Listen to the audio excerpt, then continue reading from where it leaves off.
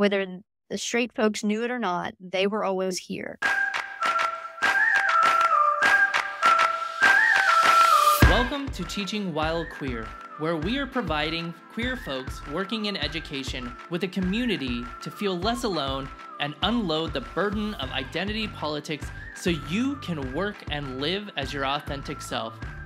I'm your host, Brian Stanton. My pronouns are he, they.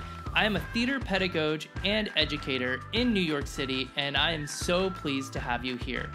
Please enjoy Teaching While Queer. Through our conversation today, you will discover strategies to navigate the challenges of being an out queer educator, learn valuable approaches for addressing anti-queer behavior, and gain insight into the evolving understanding of queer identities. Hi, Mel. How are you doing today? I am really well. Thanks for asking, Brian. Oh, that's awesome. I'm glad to hear it. Can you share with our listeners a little bit more about yourself? Sure. My name is Dr. Mel Adams. I identify as lesbian and gender non-binary, and I'm a college professor at Keene State College in New Hampshire. That's awesome. Thank you so much for sharing. So let's talk a little bit about your experience growing up. What was life like for you as a queer educator? I'm older, so I have a really long background that has changed over time about how I see my queerness and bring my queerness to work. And previously as a student, I was not out. I wasn't even that aware of who I was. I think especially in high school, I was trying so hard to fit in that I didn't understand why I didn't fit in. And I didn't focus on that until I was in graduate school, where I actually realized I was like, okay, this is what this is. I'm a lesbian, and this is what that means and how I'm going to move through the world. So I think how I bring my background to the classroom is to recognize that there are students sitting there before me that don't know yet, or maybe questioning and maybe trying to push that aside, or that there are students that need to be affirmed that do know, and they need that role model. So I think my ability to be out in front of my students allows all of those people that space and time to either figure out who they are or to recognize that who they are is perfectly fine and wonderful, or just to give space to that, like that's a possibility in people's lives. Absolutely. I think about my own educational experience and how there was such a huge lack of representation. I had my first queer teacher when I was in college that I know of, because everything was so hidden and quiet at the time. And so I think that what you're talking about probably resonates with a lot of people. The not quite sure who I am, also not really in a space to explore it. Also, there was really no kind of way to talk about it until you became an adult. Yeah, and then it definitely wasn't. I can look back now and identify, and particularly the lesbian teachers that I had, professors and people who knew and made comments, or just the gossip that was about. And I didn't identify with that. Wasn't my persona at the time. I was just like, I don't know that I'm like everybody else, but I don't think I'm like this either. And I don't know what that is. So yeah, I think that the 80s and 90s were really a very kind of closed space where if you didn't fit one particular model of being queer, that was all that there is. Like, I must not be. And I think I had this conversation with myself. I must not be a lesbian because I don't act like all the lesbians that I know. So therefore, I'm probably straight. I just like sports a lot, and I just like short hair. And it didn't resonate with me until I was much older that there's so many ways to be queer, and that there is not one way. Like, there's not one way to be straight. There's not one way to be queer. Absolutely. I think about that a lot, especially because of the growing language. Especially as I get older, there's new terms and things coming out, and a lot of people can get frustrated by that. Like, we're constantly labeling new things, but the thing is, it's more like we're finding the words that fit what people are feeling. And I think that's beautiful.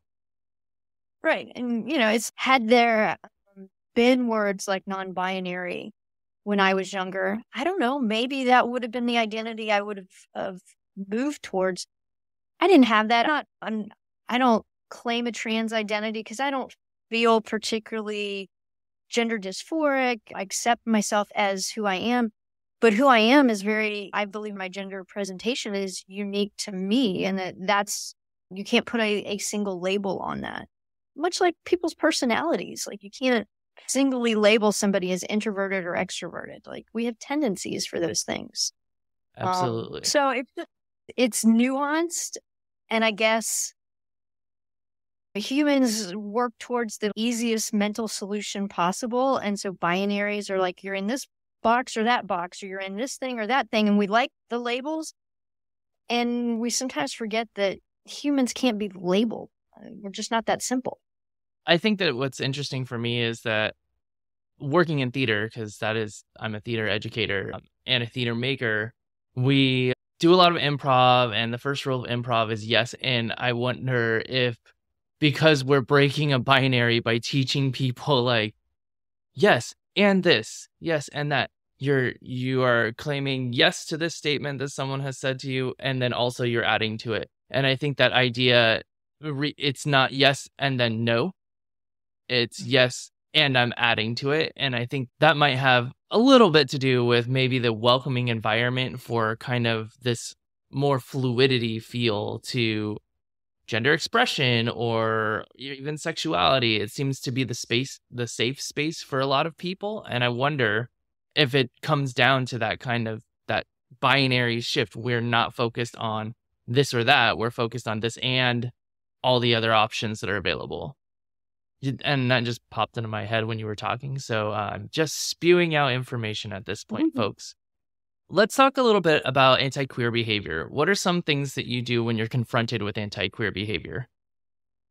I think I have two personas in this, two avenues. And one is when it's in front of students, when it's public in a way, I'm more curious. And I ask things, what do you mean by that? Or how are you seeing that? Or is that really how you meant for that to come out? And I take a much more like educator tone of, let's explore this. Then when things happen personally, I'm a little bit more, ooh, that's a conversation I don't want to have. And I'm walking away. I think some of that I've rationalized in my head of when I'm working with other faculty members or administrators and they say things that are unwelcoming or unaffirming. I have this view of, you're too old for me to try to change. This is too embedded. Whereas the college students, the younger folks, I feel like you're still growing to understand this. You may have some developed beliefs based on who your family is and where you've come from, but the world is wide open. So I tend to, and maybe that's just making it sound nice I don't want to have those confrontations with my peers.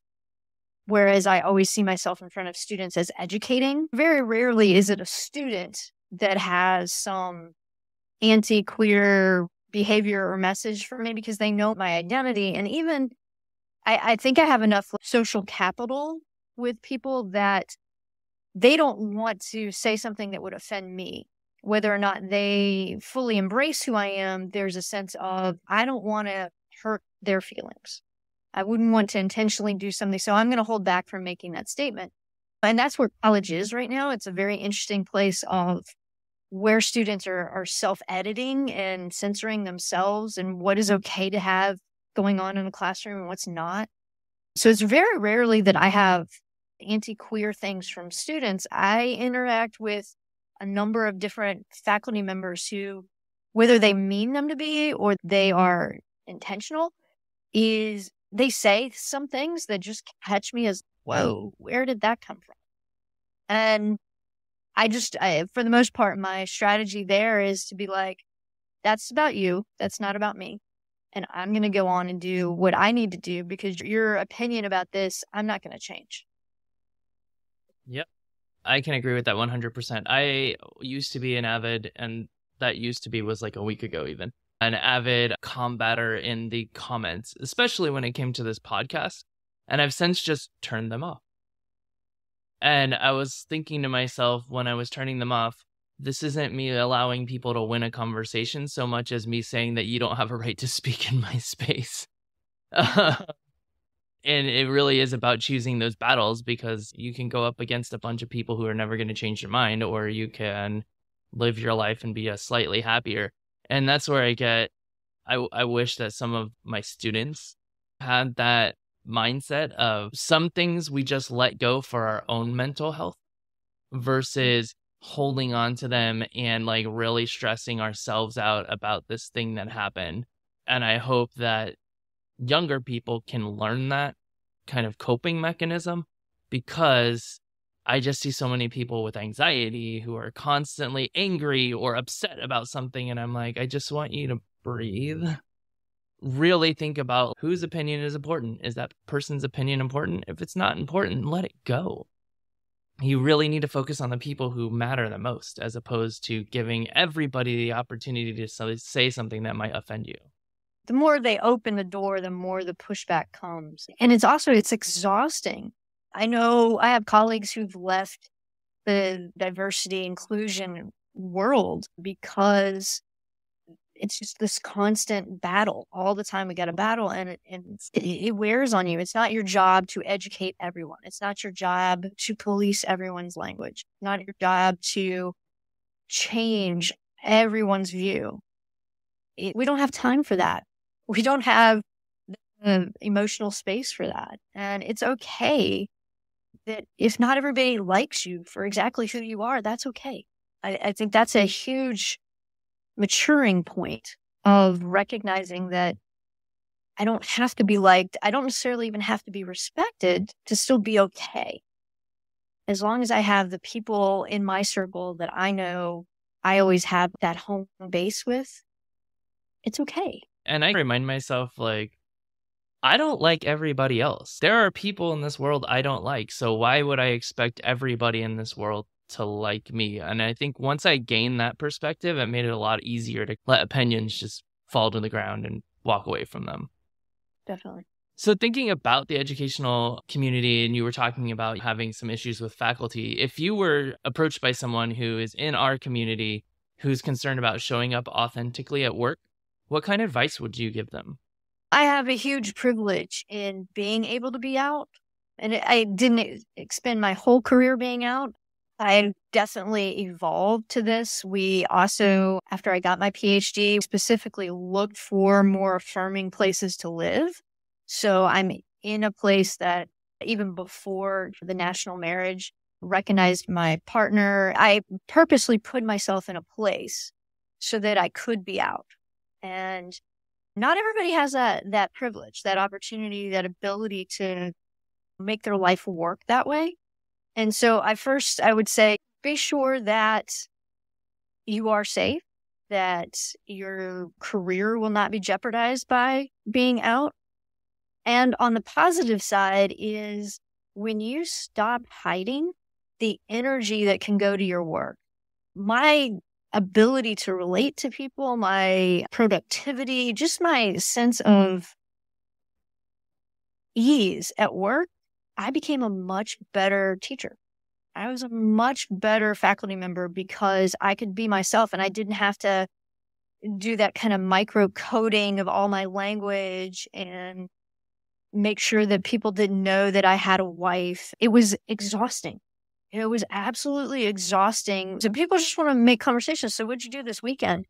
And I'd have to be, we did this and we did that, and never divulged the identity of my partner. It felt fake and it was a charade to have to keep up. And now I talk about my family, my wife, and when we had a dog, pictures of the dog go up on my classroom presentation. This is me. This is who I am.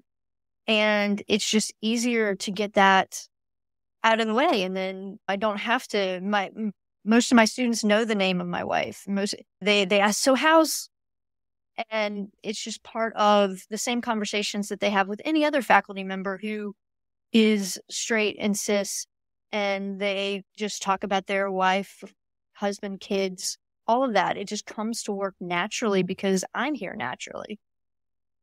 It's a huge privilege, and not everybody is going to have the place where they can do that. So I would definitely say, if you can't set yourself up in a place that is that, be sure that you're comfortable there. And it might be a dipping of the toe of who is a safe person around me. Maybe there are going to be safe people in your workplace and people who are not so safe in your workplace. Particularly our peers in the South, I think they feel a much harder road to exist. Yeah, it's wild because I was in the South for a while. When I started this podcast, in fact, I started it because of some situations that happened in Texas.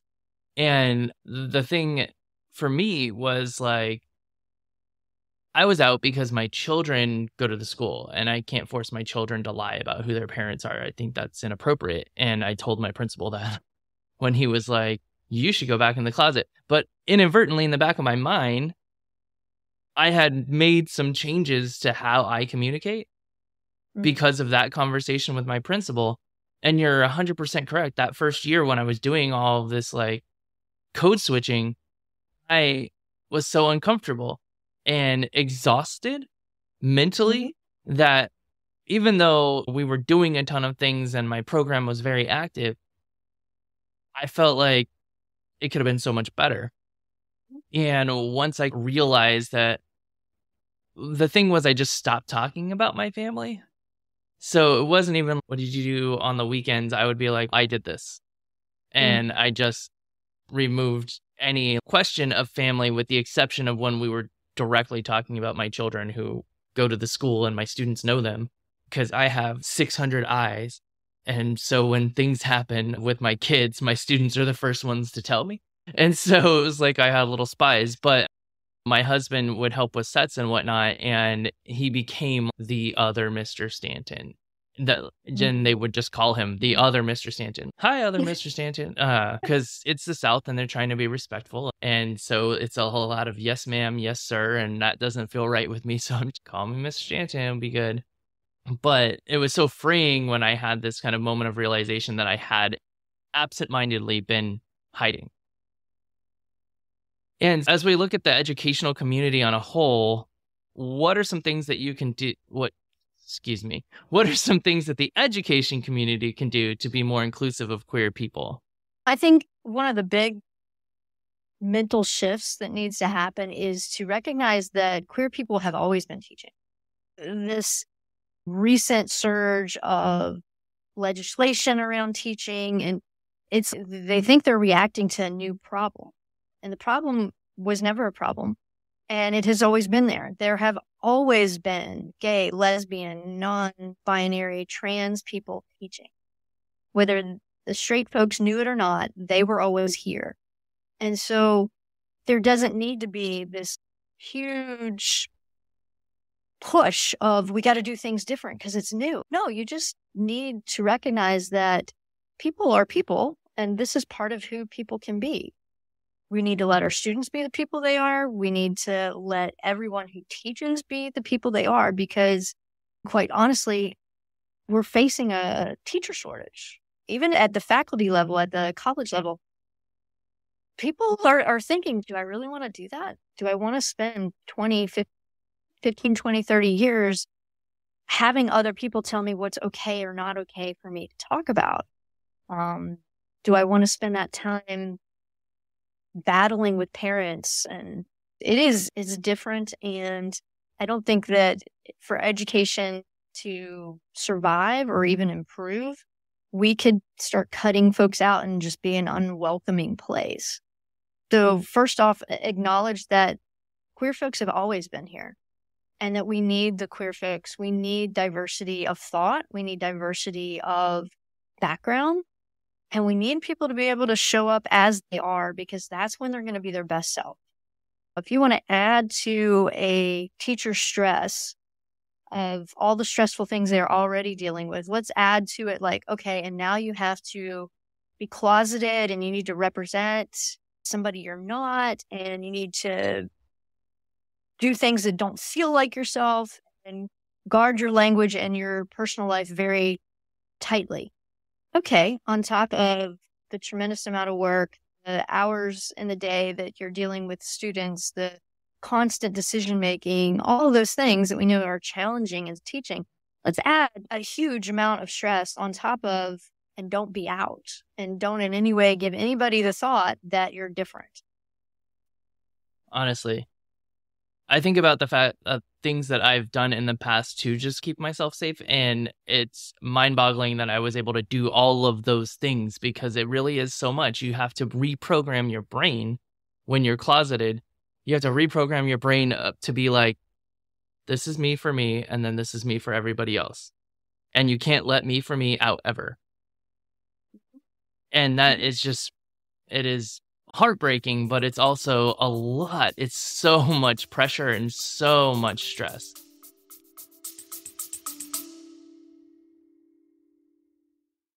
Hi, I'm Lisette Jacobson, host of the Black, Brown, and Bilingue podcast, a part of the Education Podcast Network, just like the show you're listening to now. Shows on the network are individually owned and opinions expressed may not reflect others. Find other interesting education podcasts at edupodcastnetwork.com.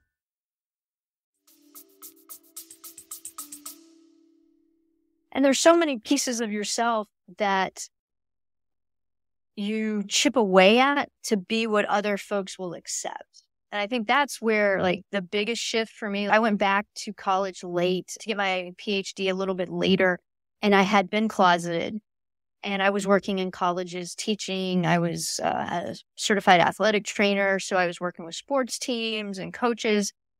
And when I went to get my PhD, I was like, okay, this is it. I am not going to be closeted anymore. I'm doing this as me. And what I've learned over those 15 years or so is there are so many things that I thought were me when I was closeted that I now know are not me. And I would never have been able to piece those things apart if I had to continue to be hiding. And working away, chipping away at who really Mel is versus who was the Mel that was socially representative, who was the Mel that was acceptable, right? Those are two different people. And I think what has been shocking, I got hired here and I presented in one way, not necessarily super feminine. And I was upfront about having a wife from the interviews on, but I shortened my hair about 5 years ago. And that was like a pretty big shock for many of my colleagues. They were just, whoa, okay, we're not pretending anymore. We're not coding this. This isn't, and it's, no, this is me. This is how I feel like myself. And occasionally I wear a bow tie and this is me. And it's a switch for them. And I got more comments about the hair and the masculine clothing than I did about anything else. It's fine that I talked about my wife in class. It was all the same. But as soon as the physical representation shifted, there was a little, okay, that's in our face. We can't ignore that. Yeah. I was thinking about what you were saying about learning that there were parts of you that you thought were Mel, but they actually weren't Mel. And I think back to my childhood, I was very outgoing and whatnot. And I'm still a pretty outgoing person, but I also understand that I need a balance of sitting in silence or doing something that's just for myself. And recently I was at my brother's wedding in a space that was 100% straight people and then me, because my family, my husband, we couldn't afford to go. It was a destination wedding. And my mom was like, wow, you're being really quiet. And that being like outgoing was like a part of my acceptability standpoint when I was in the closet. And I talked to my other brother later on in the day, just going, Mom won't understand this, but why would I be outgoing? I'm the one queer person in a house full of straight people where I only know 3 people or 4 people who are my immediate family, and I don't know anybody else. And on top of all of that, my brother that got married and his wife are Trump supporters. And so I'm in this awkward space. And I'm pretty good at masking from time to time, but it was a lot. We were like trapped in this house because it was a destination wedding. And I was like, I'm going to go sit in this hammock for a while and just be with myself because all this is a lot. And so that was just like a small reminder of what life was like to be like dampened down. And it's not like I wasn't myself while I was there, I made some pretty obnoxious queer jokes on purpose because I was like, you know what? I'm here and you're supposedly a part of my family now, so you're going to have to get used to this. But it was a good reminder to me of just like how exhausting having to, well, how exhausting being uncomfortable is. Yeah. And trying to make yourself comfortable with being uncomfortable and accepting like this low level of anxiety as normal. All the time. This constant, I didn't realize that people didn't have a thought in their head all day. It was like, do they know? Do they know? Do they know? That whole thing is gone now. So it's beautiful. It's wonderful to grow into this space where we are more affirmed. We have more rights. We're more open. There's more accepting people than I ever, as a high school student, I could never have imagined being able to get married. So many more things have happened in my lifetime than I ever thought would happen. There still is so much kind of fear that just is mystifying to me. Why is it hard for teachers to use students' pronouns or chosen names? To me, if any student says, my name is Blue, okay, your name's Blue. I'm going to call you Blue. How hard is that? And yet we have laws here that are saying, well, if a child wants to be called by a different name, you have to tell the parent. What? Honestly. And I think of how many Texas football, I think of how many Bubbas I've seen out on the field. I had a student called Cinco because he was the fifth, his full name, the fifth. And so they just called him Cinco. And I'm like, what you don't get is a nickname as a chosen name. Mm-hmm. And while a trans or non-binary student is saying, this is who I actually am, so is the person saying this nickname. I feel more comfortable using this name. I feel better about myself. It's more who I am to say this. My uncle, his name is Flynn, and he goes by Butch. And he's more comfortable as a Butch, and that's fine. And if it's fine for him, why isn't it fine for everybody else? Dang it. Matt is a nickname of Matthew. Are we going to go back to you have to be addressed by your full name? There'll be all Christophers, Matthews, no. And here's what I have to say about that also. Nothing is some of these white teachers are going to have to learn to say their names of their students then, because a lot of people give nicknames to people because they just can't pronounce their names, which is rude. But, it's a reality that I've had students come up to me and they're just like, call me easier name in Spanish. And I was like, no, that's not your name. What do you want? What do you want me to actually call you? Would you like me to call you your name? Do you want me to call you this nickname? Or are you just trying to make it easier because I have white skin? Because they've dealt with so many teachers who are like, oh, that's just too hard for me to pronounce, so I'm going to call you Ricky instead, or whatever. And that bothers me so much that if you really want to play this game, then you need to be respectful of people from other cultures and you need to learn their dang names. Mm-hmm. Yeah. And recognize the internalized homophobia or the internalized racism that happens for that person when somebody can't validate who you are with as simple as the name that you're asking to be called. That just says, hey, I'm not important. That who I am is so different that I am not important enough as everybody else to have my name used appropriately or spoken appropriately. That's probably one of those teaching fears I have is mispronouncing students' names. And I am not great phonically. And I really have to work at learning names. And it's worth the effort, though. You have to do this. If you're going to validate and make your classroom a place where people can be their best, you have to validate who they are. And maybe the kid on the football team doesn't want to be called Bubba, but can't stand up to all the dozens of people who are calling them Bubba. And in your class, they want to be known as Jim. Okay, then that's what I'm going to do. People look at it as, oh, you're going against the norm or the average or the typical. And I'm just trying to treat people as who they are. Going with like the set rules that are working for most people does not actually treat people and differentiate people based on who they are. It just makes it easier for people who aren't identifiably different. Yeah, that's the thing that I find so fascinating is that people think that this, like, what we do in being visible and the work that we're doing is really just about queer kids. It's not just about queer kids. It's about all kids and making sure that all kids are comfortable and safe in our classrooms. And it just so happens that we're also queer. So we're saying, I have this connection with these types of students. But the thing for me is that heterosexual teachers had that connection without having to say it. And so many people don't realize that heterosexuality is rampant in schools. Everything is taught in a binary. Their relationships in books are always male-female. The stories that we're reading about are always about heterosexual people.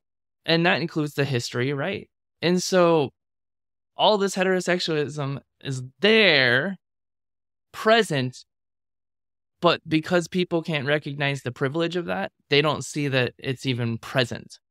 Mm-hmm. They're just like, that's just how it was. Yes, that's how it was. And we're trying to say it can't stay that way. And it really wasn't how it was. It was what was documented, right? That's fair. And who was doing the documenting? I agree with that 100%. Who was writing the story? It may not actually, I mean, there's all kinds of interesting history looking back at like Little Women and pulling out queer characters where before there was no mention of that. When I was in high school, that was just Little Women. It's always been there. I think that's what I find our queer history so fascinating is we have always been there. And in some places we have been in very prominent positions and people just didn't. But that doesn't erase the fact that we were there. It does not. And it's frustrating for me. And we have this big uproar. This is being recorded just after the opening ceremony of the Olympics. And there was this big uproar about drag queens in the Last Supper. And the conservative community just didn't realize that they were paying homage to Greek culture, which is pantheistic or polytheistic. And they've got a lot of artwork that was then later appropriated by Christianity.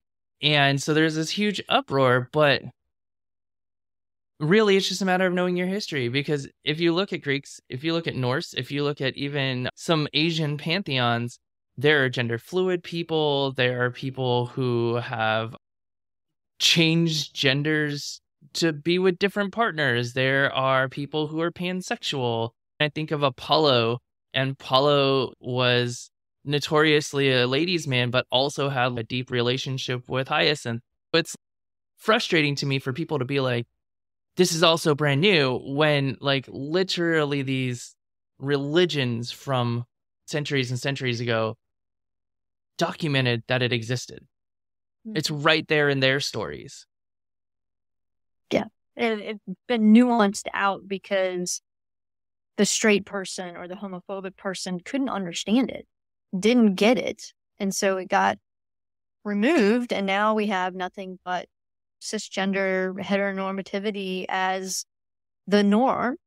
And it's like, it's the difference between the word typical and normal is something I like to help students differentiate with. Is like, typical is what's happening. And I teach a lot of research and statistics and stuff. So typical is what is most likely. It's the center of the curve, right? It's the highest probability that this thing is going to happen. Whereas norm doesn't necessarily mean the same thing. And once folks, and I think even for me, once I realized that being queer was not typical and can still be normal, I was like, this is a gift. Whereas in my early sort of 20s and 30s, I probably was the biggest overachiever because of the like, I'm going to make up for being a lesbian by being awesome at everything. And I'm going to be great at it. And if I'm super good in my career, then nobody's going to ask questions about my personal life. And so it was this hidden thing that I felt like I needed to make up for. Be a better person, be a better professional, do all these things, be the best teacher ever. Whereas now I look at being queer as, this is my gift. This is my superpower. This is not something I have to make up for. This is not something that I have to offset with other talents, this is something that I was chosen to do. Not everybody wins the lottery of being queer. You have this, and this happened. This is who you are. And now you get to see it as a blessing instead of oh gosh, good enough, even though I'm queer. In which that mental shift happens, that is a great place to be able to be an adult in and be like, this is what I get to do. Like, I can't say enough how much privilege I have to live where I live and work at the school that I do. Some of my research is around gender identity and physical activity. I run a camp for queer kids on campus, and I have never had anybody say, I don't know if we ought to be supporting that or we should do that. I have incredible privilege to be able to do the stuff that I do. And I do it because I know that there's some kid in middle school, high school, or college that needs to see that a queer person can be successful, that a queer person can be fun, can be normal, can be whatever this term is that's got them hung up. Absolutely. I think that was incredibly worthwhile, and I think that people should probably go back to listen to that section just again. We've been ending our episodes with an Ask a Queer Educator question. Today's question comes from Jen, and Jen asks, what's one thing you wish you knew before entering the education field? So college and public school teaching, a little bit different. The one thing that I probably didn't understand well enough when I got into being a college professor is that the move of education towards a business.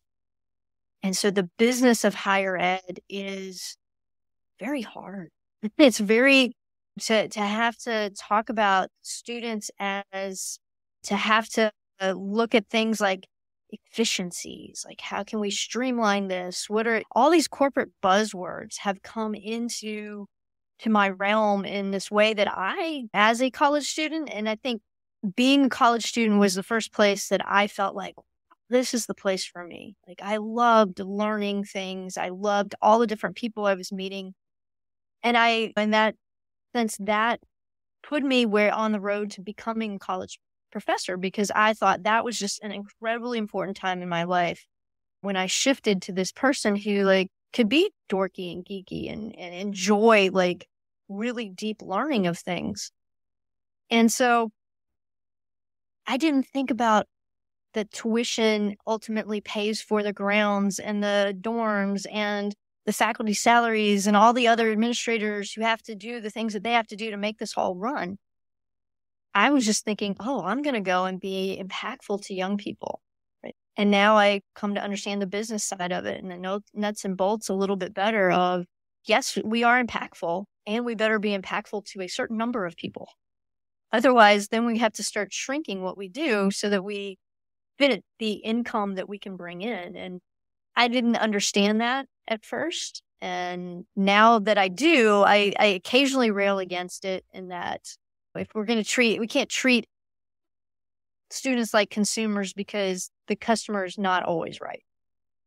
You can't just be like, I don't want to tick off my full paying student here, so I'm going to make sure that they get a decent grade so that they keep going, even though they didn't really do the work. And so it's a weird dichotomy when you're hearing all the corporate language, and then like the buck has to stop at some point. It has to be that the student makes their education happen. They're not just buying it. There is no teaching without students, and there is no student without teacher. You know what I mean? Like, it is, I think of my classroom space as a space where we are all growing and we're teaching and we're learning together, because I learn plenty of things from my students. And so I agree with you. I see that trickling down into public school education, even though the taxes people pay are so freaking minimal to what actually impacts an individual teacher. But I've definitely heard that, like, we pay our taxes, we pay your salary, which is absolutely not true. But it's that consumer mentality really is getting everywhere, which is why it's so frightening to me when there are lawmakers who are like, we should have voucher programs and we should have choice programs where basically it's consumerizing public education. Mm-hmm. Yeah, we're facing that a lot here where I live too, this school choice idea. And New Hampshire already is small population wise, and we have these towns that are very small, and they're losing their local school because they can't get the numbers because students are leaving. And so they're having to make agreements with other towns. And it just becomes so hard to provide quality with such a diluted tax base or a diluted funding base. And it's interesting to talk to folks about the taxes. Like, tax in New Hampshire, live free or die is not exactly what the motto. We are taxed. It's just on a local level, and it is pretty extreme. And I don't have kids who are in the public schools. I have no children, and I'm funding a lot of that. And so folks will say to me, like, if I were to move to one town over, my tax bill would be about a third less. And they're like, why don't you do that? You don't have kids in school. You don't need to be in the school district. And I'm like, I want a literate citizenry around me. I want people to be well educated. And if that's the cost, then that's the cost. Sometimes when I get that big bill, I'm a little like, why do we do this? And because I see students in college, and some students had a really great educational background and experience, and they come in super prepared, and some students don't. I want to be part of the town that has the students that are prepared. Yeah, absolutely.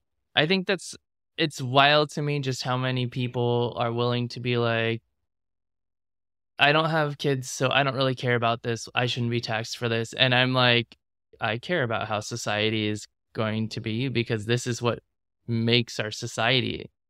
And I think that a lot of that also is politicized in the sense that, like, why should you care about it? Public schools are just so bad and all this, but really public schools aren't that bad. It's the funding going to public schools that's bad, because people are cutting it here and there and everywhere.